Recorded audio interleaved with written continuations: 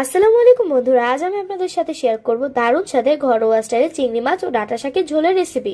স্বল্প সময় স্বল্প উপকরণে এরকম একটি রেসিপি তৈরি করতে চাইলে সম্পূর্ণ ভিডিওটি না টেনে দেখুন।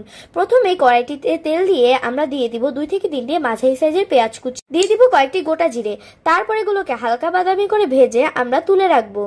তারপর সেই তেলের মধ্যে আমরা দিয়ে দিব পেঁয়াজ রসুন বাটা, দিয়ে দিব লবণ, হলুদের গুঁড়ো, মরিচের গুঁড়ো এবং মাঝখান থেকে কেটে রাখা 4 থেকে 5টি মরিচ।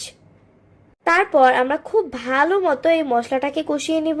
আপনারা দেখতেই পাচ্ছেন আমরা কিন্তু এই মশলাটাকে খুব ভালো মতো নাড়িয়ে চাড়িয়ে কষিয়ে নিয়েছিলাম, যেন নিচ থেকে মশলাটা পুড়ে না যায়। আমরা এই মশলাটাকে ঠিক ততক্ষণ পর্যন্ত কষাবো যতক্ষণ না পর্যন্ত বাটা মশলার কাঁচা গন্ধটা উঠে আসে। এরকম একটি পর্যায়ে আমরা একটুখানি গরম পানি ব্যবহার করব, যেন চিংড়ি মাছের সাথে মশলাটি খুব ভালো মতো কষানো যায়। এভাবে 2 থেকে 3 মিনিট আমরা এই মশলাগুলোকে কষানোর পরে দিয়ে দিব আমাদের আগে থেকে কেটে রাখা ও ধুয়ে রাখা চিংড়ি মাছগুলো। এখানে আমরা ছোট সাইজের চিংড়ি মাছ ব্যবহার করেছি। তারপর এই চিংড়ি মাছটাকে খুব ভালো মতো আমরা কষিয়ে নিব। যখন চিংড়ি মাছটা অল্প একটু সিদ্ধ হয়ে যাবে তখন আমরা দিয়ে দিব আগে থেকে কেটে রাখা ও ধুয়ে রাখা ডাঁটা ও ডাঁটা শাকগুলোকে। এরপরে আমরা এই ডাঁটা ও ডাঁটা শাকগুলোকে খুব আস্তে আস্তে নাড়িয়ে চাড়িয়ে চিংড়ি মাছের সাথে কষিয়ে নিব। যেহেতু পরবর্তীতে আমাদের এই শাকটা পানি ছেড়ে দিবে, তাই আমরা এখানে আলাদা করে কোনো পানি ব্যবহার করব না। আমরা দেখতেই পাচ্ছেন খুব ভালো মতো এটাকে নাড়িয়ে চাড়িয়ে কষিয়ে নিচ্ছিলাম। রান্নার আসল স্বাদ পাওয়ার জন্য অবশ্যই আমাদের এই মশলাগুলো ও শাকটাকে খুব ভালো মতো কষিয়ে নিতে হবে, যেন প্রত্যেকটি শাকের গায়ে আমাদের কষানো মশলাটি লাগে। তারপরে আমরা এটাকে ঢেকে দিয়েছিলাম 4 থেকে 5 মিনিটের জন্য।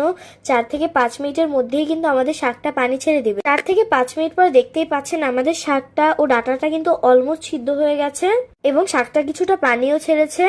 শাকটা পরিপূর্ণ সিদ্ধ হলেও ডাঁটাটা কিন্তু এখনো পরিপূর্ণভাবে সিদ্ধ হয়নি, তাই আমরা এখানে দিয়ে দিব কিছুটা পানি। এরপরে আমরা এটাকে আবার ঢেকে দিব, যেন ডাঁটাটা সম্পূর্ণ সিদ্ধ হয়ে যায়। এখানে আমরা খুব ভালো মতো নাড়িয়ে চাড়িয়ে এটাকে ঢেকে দিয়েছিলাম।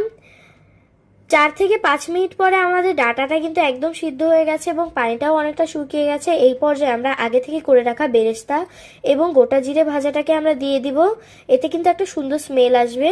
এভাবেই তৈরি হয়ে গেল দারুণ স্বাদের ঘরোয়া স্টাইলে ডাঁটা শাক ও চিংড়ি মাছের রেসিপি। গরম ভাতের সাথে খেলে রেসিপিটির আসল মজা পাওয়া যায়। ভিডিওটি ভালো লাগলে লাইক করুন, কমেন্ট করুন এবং সাবস্ক্রাইব করতে ভুলবেন না। দেখা হবে নতুন কোনো ভিডিওতে। সবাইকে জানাই আল্লাহ হাফেজ।